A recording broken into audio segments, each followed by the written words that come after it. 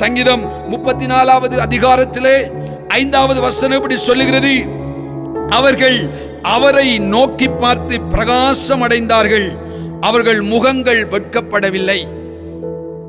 அவர்கள் தேவ ஜனம், அவரை அறிந்த ஜனம், அவரை எப்பொழுதெல்லாம் நோக்கி பார்க்கிறார்களோ, அவருடைய முகத்துக்கு நேராக நம்முடைய முகத்தை திருப்பி பரலோக தெய்வத்துக்கு நேராக நாம் எப்பொழுது நம்முடைய இருதயத்தையும் நம்முடைய சிந்தையும் நம்முடைய மனதையும் திருப்பி எப்பொழுதெல்லாம் அவர் மட்டும் போதும் என்று சொல்லி அவரை நோக்கி பார்க்க பழகுகிறோமோ, ஒரு அதிகாரியை அல்ல, தேவனை அறிந்த ஜனம் எப்பொழுது நம்முடைய ராஜாதி ராஜாவாகிய எஜமானாகிய கர்த்தரை நோக்கி பார்க்க நாம் பழக வேண்டும். நாம் எப்பொழுதெல்லாம் அவரை நோக்கி பார்த்து கொண்டிருக்கிறோமோ அப்பொழுதெல்லாம் தேவன் நம்மை ஒரு நாளும் வெட்கப்பட விடமாட்டார்.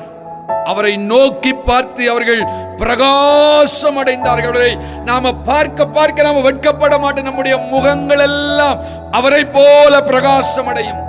அவரை போல பிரகாசம் அடைய அடைய அடைய அவருடைய மகிமை நம்மிலிருந்து வெளிப்பட தொடங்கும்.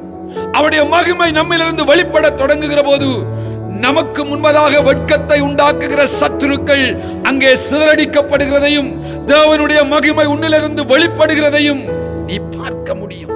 எனவே எப்பொழுதும் தேவ ஜனமே அவரை நாம் நோக்கி பார்க்கிறவர்களாக இருக்க வேண்டும்.